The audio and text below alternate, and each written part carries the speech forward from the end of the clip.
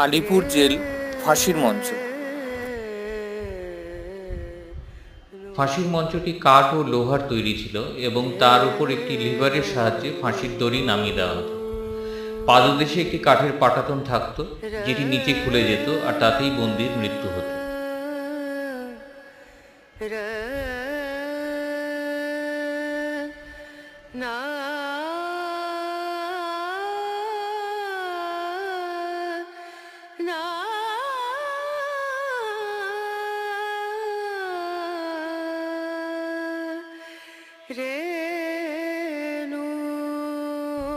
এখানে সমস্ত জায়গায় কিউআর কোড দেখতে পাবেন, যেটা স্ক্যান করলে আপনি নির্দিষ্ট বিষয়ের সম্পর্কে অডিও আকারে গাইড পেয়ে যাবেন।